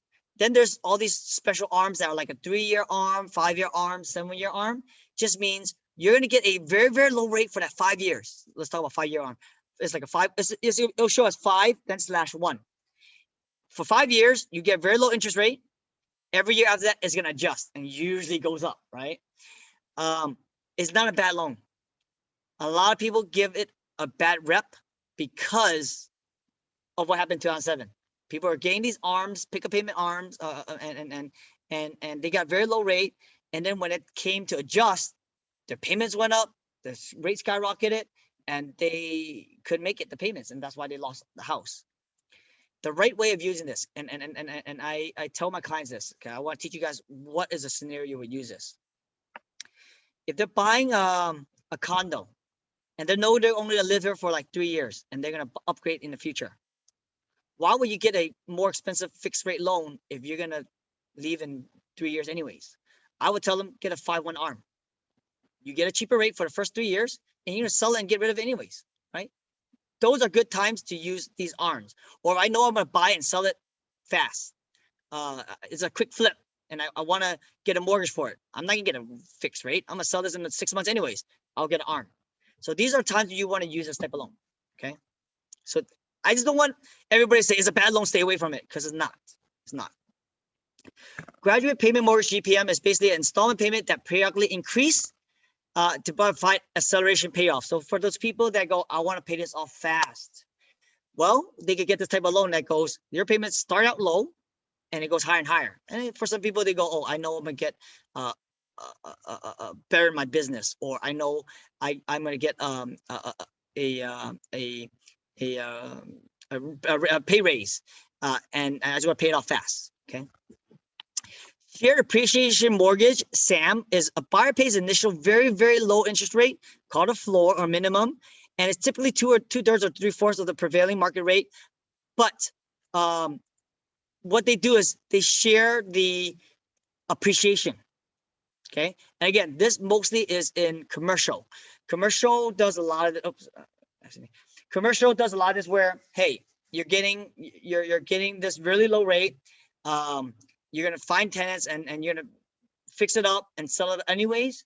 Well, I'll give you a low rate, and they partner up with the investor, and then you just gotta give a portion of that appreciation. That's all.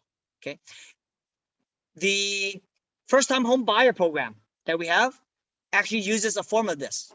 The first-time home buyer program that is in Santa Clara County basically goes, hey, we're gonna give you 10% up to 17% down payment. You don't have to pay us a monthly payment for this. However, when you do sell, you have to give us our 17% back plus a certain amount of the, I think it's like 17%, whatever down payment you got, you have to pay that much in equity. Okay, and it could be a lot. So if I borrow 10% and I have to pay 10% back plus interest, 5 years from now, my house could have went up $500,000. Me paying 10% of $500,000 is like $50,000. That's a lot you have to pay for, right? So good news is, hey, at least it gets you into a house, and there's a down payment assistance for that program, but they do a form of shared appreciation mortgage.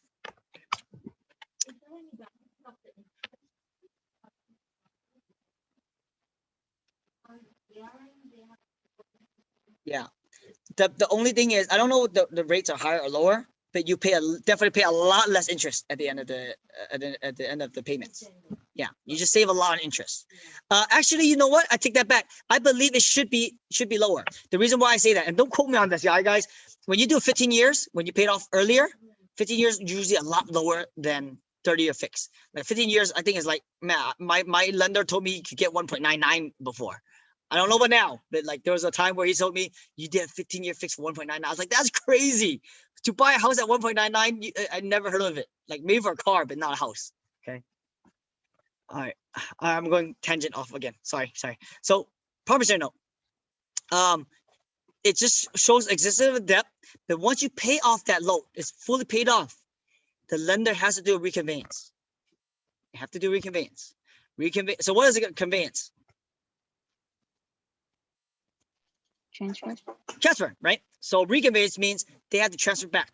For those that bought a car before, on your title, it actually has your name and your lender's name. Usually, if like you finance by Toyota, I would say Toyota Financial. Once you pay off that property, they have to give you back the full deed. So same for these lenders. Once once you pay them off, they're gonna go, okay, you are now free and clear. There's no more trust deed lien on your property. You own the house flat out. Okay. Now let's talk about late charges. You guys all know what late charges are, right? You late on a payment and you get charged a fee. Well, your mortgage has that also. Late charge is a promissory note imposing an additional charge when it's not due within a grace period. What is grace period? Grace period is just a time even after the payment is due that is not delinquent, meaning very late. The word delinquent just means very late, okay? So I'll give you an example. Let's say my credit card's due on the 1st. Actually, rent is very normal. My rent is due on the 1st, but they gave me a 5-day grace period. So if I pay on the 3rd, I don't get a late charge. Pay on the 5th, I don't get a late charge. I pay on the 6th, they can impose a late charge and say, hey, your rent is $2,000. You have to pay $100, whatever it is, right? $50, whatever the late charge is. Okay. There is a max on that, and I think I have it on another slide. Just make sure you know what late charges and a grace period is. Here goes. It's a 10-day grace period, typically for a mortgage, and late charge usually is 6% of your PI. Who can tell me what PI is? Yep, principal interest. There you go. So if my principal interest is $2,000, 6% of that is the max. Okay, which is $120. For private lenders made arranged by real estate brokers or loans, the security of real estate, the late charges actually can go up to 10%. So, oops, yeah, 10% is the max for that. There's a chat, so let me ask, are there any penalties for paying more than your monthly to pay off the house faster? So no, typically on residential right now, we have no more what we call prepayment penalties. Okay, so what he's talking about is prepayment penalty. Back then, they had that. Commercial, they definitely have that. It just means you cannot pay it off too fast. Okay, I mean, you have to understand, lenders, they make money from you making these payments and interest, right? So they don't want you to buy the house and pay it off in 3 or 4 months or 5 months or 6 months. Okay. But now they make that illegal. And I don't want to say illegal, but the new mortgage reform just said, hey, there's no such thing as prepayment penalty for residential properties that you buy to live. When a final balloon payment or loan installment sale becomes delinquent, private lenders may enforce a default rate provision. A provision increasing the note rate to remaining principal when the final balloon payment becomes delinquent. Just so you guys know, credit cards are like that too. Credit cards has a default rate payment where if you miss your payment on credit card, it can jump from 18% to like 30-something%. Okay, so make sure you don't miss payments on credit cards that are delinquent. If you a little bit late, it's okay, but once it's over a month late, it's considered delinquent, and they can exercise this. What happened? There it goes. Impound. Impound account is very natural. This is where I talk to you guys about PITI. The TI part, the taxes, insurance, is built into the payments. And a lot of people prefer this. I prefer it. I don't have to worry about saving up money and then paying every 2 years, twice a year, a big payment, right? But it's a fund that you pay into, your property tax, premiums, assessments, water stock, if you have water stock, or bonded offsite improvements, which is like the Melrose bonds, okay? You just pay all that up front, and at the end of the year, your escrow officer will pay off your mortgage, your property tax, and pay off for your insurance, and it's nice. This actually answers your question earlier, prepayment penalty. If you is a thing on the note where they have the right to charge you if you pay it off early. But because of 2010, they did a Dodd-Frank Wall Street Reform and Consumer Protection Act. They took that away. It's prohibited for mortgages that are not qualified to have this prepayment penalty. Okay. Now, a qualified mortgage is basically anything consumer that is for a 1 to 4 unit residential property. But commercial, they can do prepayment penalty if they want to. What is the Dodd-Frank Wall Street Reform and Consumer Protection Act? Man, that's a tongue twister. Basically, it's a collection of significant changes in the United States regulatory because of the financial crisis. 2008 hit. A lot of people were pissed. They said, you guys better do something to prevent this from happening again. And this is the reason why right now, I have a lot of people asking, is the price going to plummet? Is going to, I don't want 2008 to happen again. Even though I cannot say for sure, it's not going to drop like it did before. Maybe a 5 to 10% correction, but not like what happened. Like they have so much stuff to prevent that from happening. Okay. Do on clause. This is important. Remember I told you guys about the acceleration? Hey, if you transfer any interest of real estate, it allows the lender to go call the loan or start the foreclosure process on you. So I get this a lot too. A lot of my clients go, hey, look, can I have my aunt co-sign for me, buy the house? 6 months later, I'm gonna take my aunt off, right? Well, yes, you could do that. It's not illegal to do it, but it's against the contract that you signed with the lender. And if the lender finds out, hey, I let you and your aunt buy this house. I want the aunt to be on here. Now you took the aunt off. I want to call the loan. Just basically says, I want my money back. I want to take the loan back. That's all that means. Okay. So it's dangerous to do this. And I hear people do it all the time. And I go, hey, you be careful, even though like the county is not going to report to the lender. The sad part about this, I know there are investors out there that look for this discrepancy.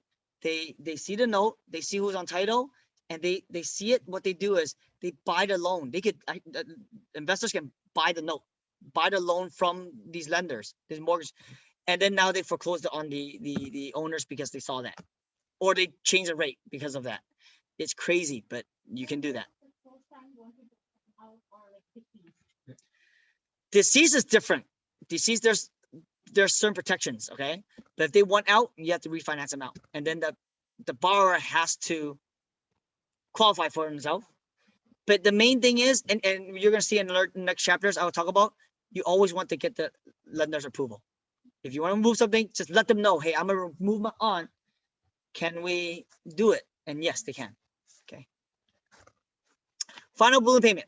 Again, here's the actual definition. Twice the amount of any 6 regular payments immediately preceding the balloon payment. That's the technical term. They have to give notice 90 to 150 day rule. That's going to be on the quiz. Within 90 days of the balloon payment, you have to give them notice. No more than 150 days. So you can't give too much in advance. They can't give a year advance notice. Hey, there's a balloon payment coming. It has to be within 150 days. And then they can't go, hey, next month you have a big payment either. It has to be within 3 months. Okay. The promissory note itself is just agreed to pay, but it's not guaranteed. And I talked about that, right? So when you get a promissory note, you want to enter who is not borrowed under a note known as a guarantor. Guarantor agrees to obligate the guarantor the responsibility to pay the performance. The guarantor agrees to pay the note on the event that the buyer defaults. Oops. Let me go back. Okay, this part. All right. So to secure the parcel of real estate, we need to have something called a trust deed agreement. Okay, and then this puts a lien on the real estate. And now you have the deed and the note. You have protection. You have the proof of the debt and you have collateral. So trust deed identifies the parties. The 3 parties usually is the borrower, which is an owner, which is a trustor. Voluntary giving to trustee, which is a middleman, the part of the sale. And the lender is usually called the beneficiary. And that's who will benefit if you don't pay for a trustee lien. So there's the 3 parties. The beneficiary, such as a lender or carryback seller, is entitled to the performance. and if it's referenced in the trust deed. If they don't, they can either foreclose, ask for full payment, do a mutual agreement, or deed in lieu of foreclosure. I talked about that before. You guys remember what that was? It's cash the keys. It's saying, hey, Mr. Lender, please don't foreclose on me. I know it's gonna hurt my record. Can you just take the house back and wipe out my debt?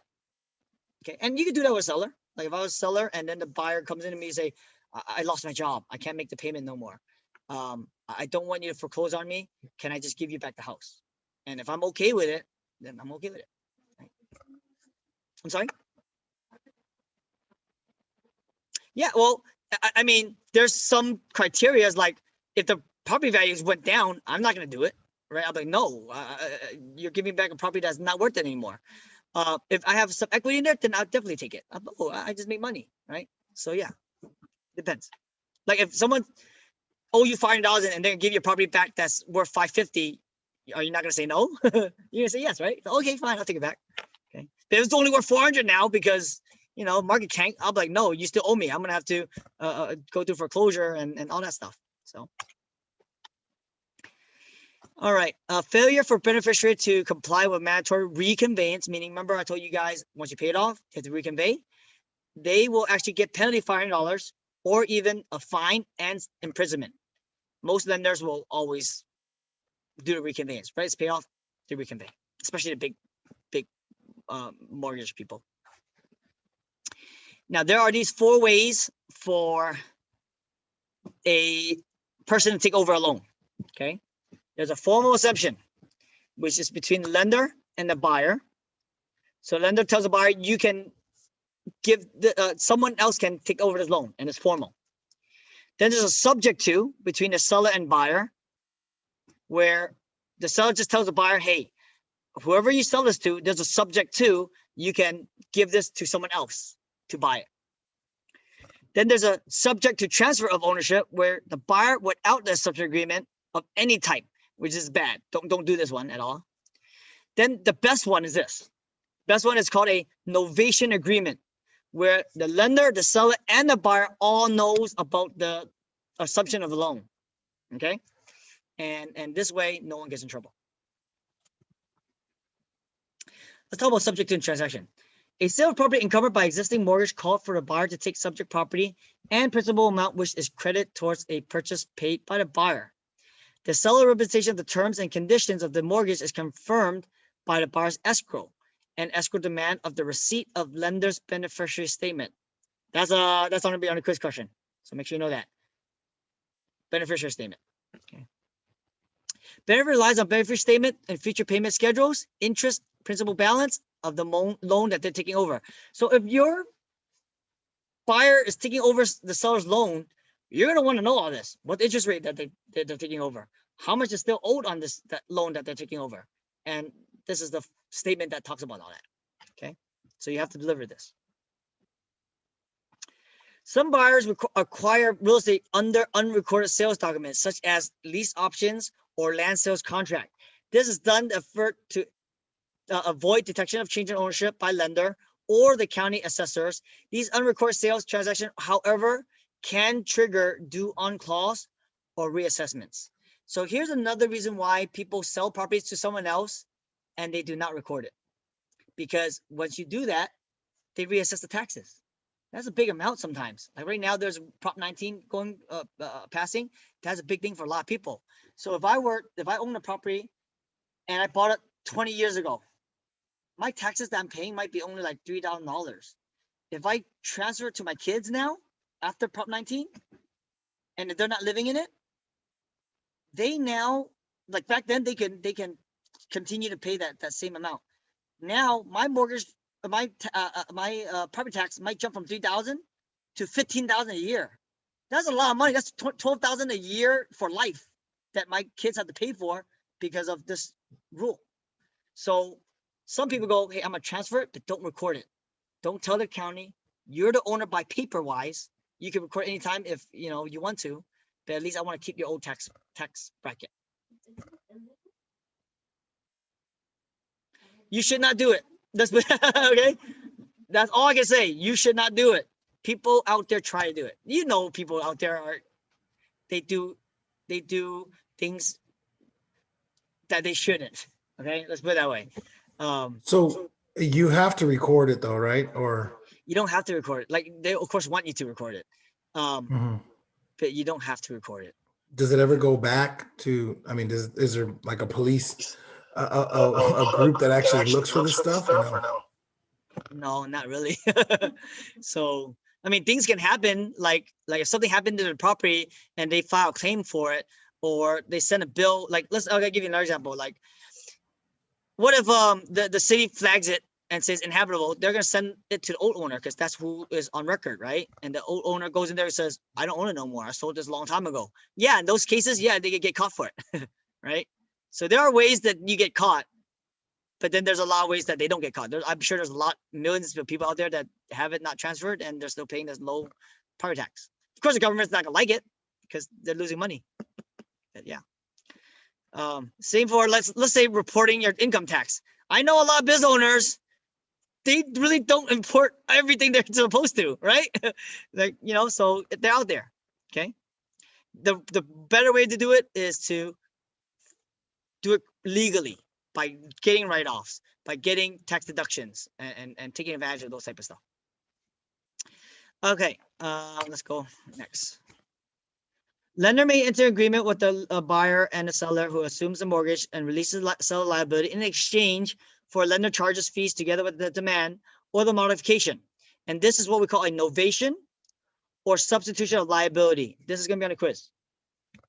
This is the best way to substitute a loan, is by seller, buyer, and lender all agreeing to it. Okay. Now, if they do find out you did any of this without them knowing, what can they do? They can call the loan, or what I call it, acceleration.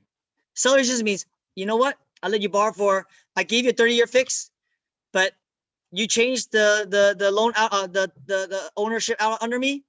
I want you to pay me out the rest of my loan.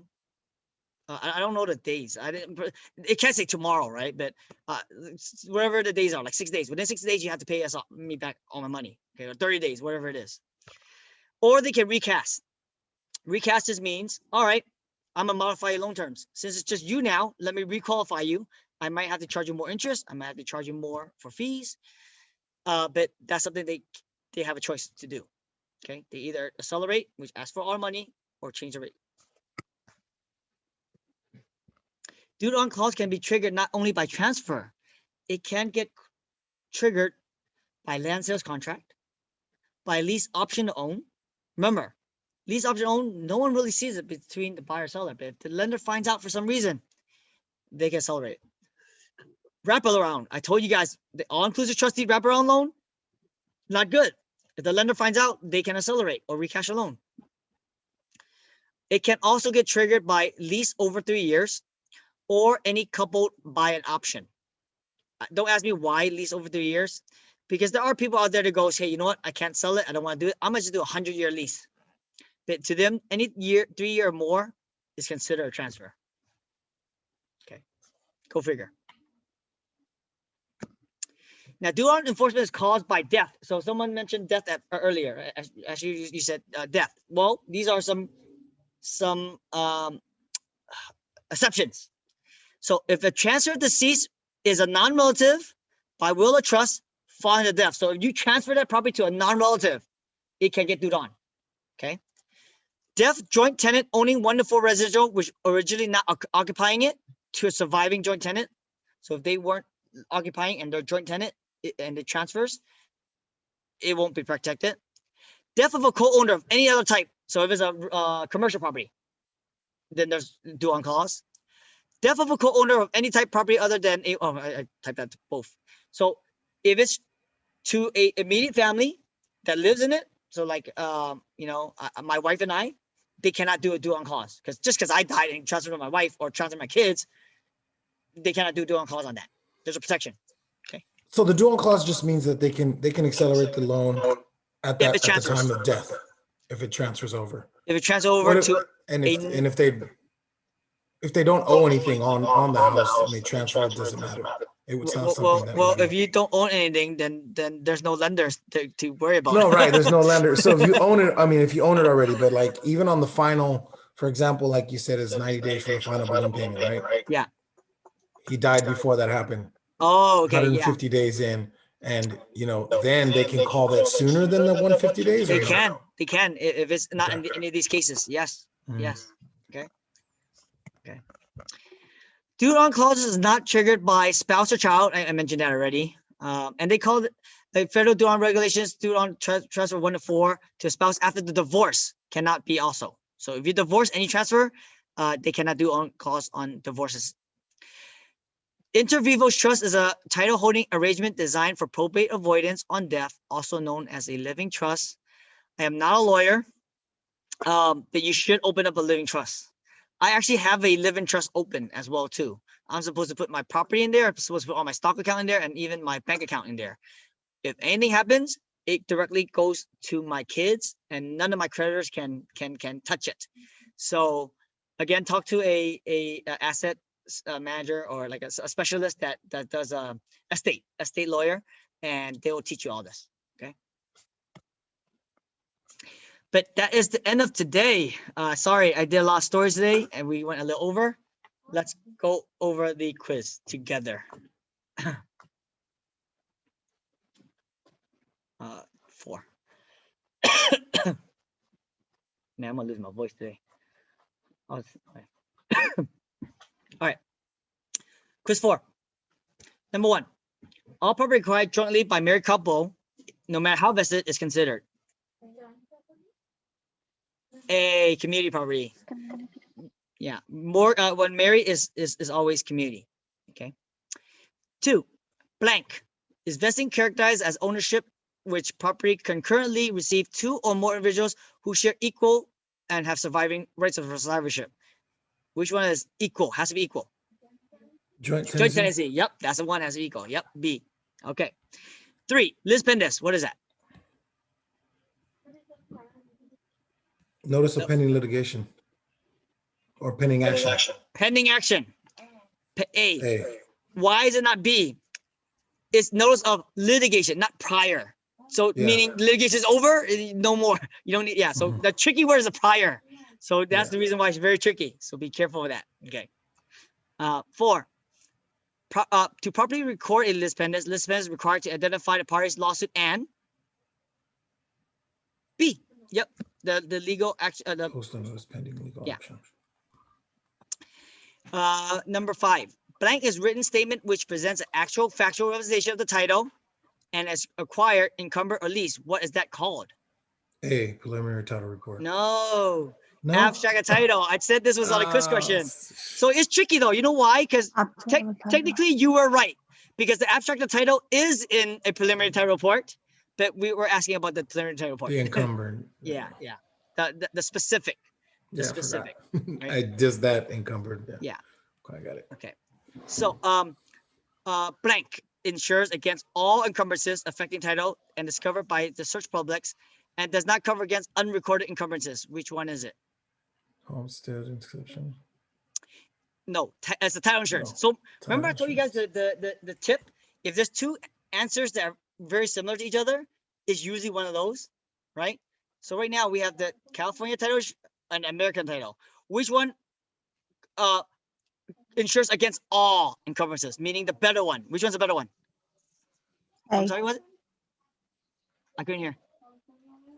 B. American? No, B, American. B. So B. think of it this way. Which is bigger, California or America? So America is America. bigger. That one covers more. Think of it that way. Okay. Hopefully you guys remember that, right? Easy to remember. California's smaller, covers less. Okay. Blank is order amount. Blank is a dollar amount of the equity that's the dwelling that has qualified prior to most judgment liens and even some government liens. The overriding lien.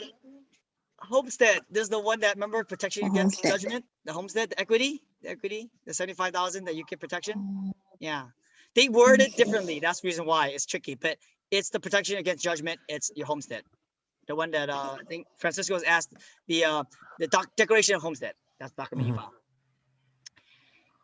file. What? Okay, number 8. Submission of a blank to a private or institutional lender is what sets forth the machinery of the mortgage industry in motion. That's a dumb way to mention it, but what starts a loan process? Option to purchase. Oh my gosh, no. D. D, a mortgage application, the 1003. No, we should The do 1003 that. starts the loan process, right? Mhm.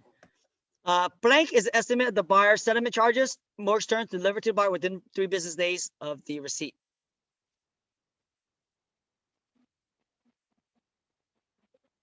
Good faith estimate, GFE, good faith estimate. A. Number 10, blank program assists qualified veterans and surviving spouses to buy a home with 0 down payment. VA. CVA, right? C. Number 11, a buyer's blank is ability to make mortgage payments, evaluate in the debt to income ratio. Loan to value. Nope. ratio. It's C. mortgage capacity. So Oh. basically, Mortgage. the ability to make the payments is the mortgage capacity. Okay, how much they make compared to what the debts are. Okay. The blank insures mortgage with high loan to value rates that are made less favorable and less down payment requirements. What is that? FHA. D. FHA, D. Okay. D. 13. Mm. Blank occurs when the seller back carry notes executes evidence of the debt for purchase of a property. When the seller carries back a note, execute it. Okay, I'll give you, I'm reading very clearly. C, seller financing. That's correct. C. The tax impact of carryback seller is called what?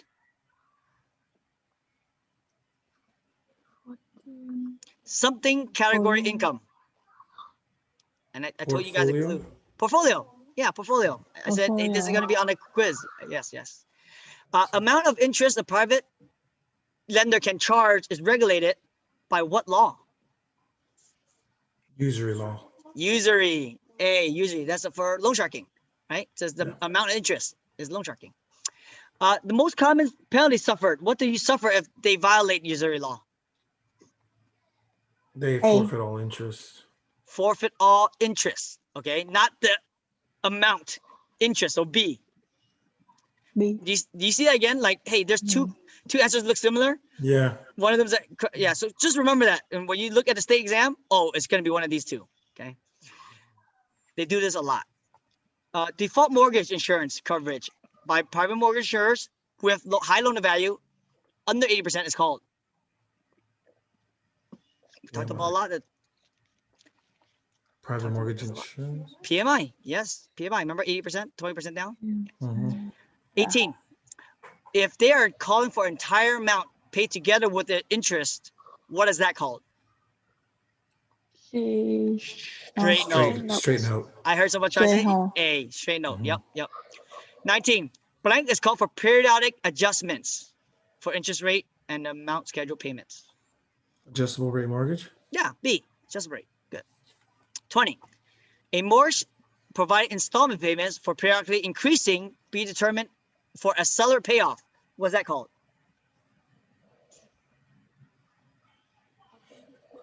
Yep, that's correct. I heard it. It's Graduated. B, GP, graduate yeah, payment GPM. mortgage.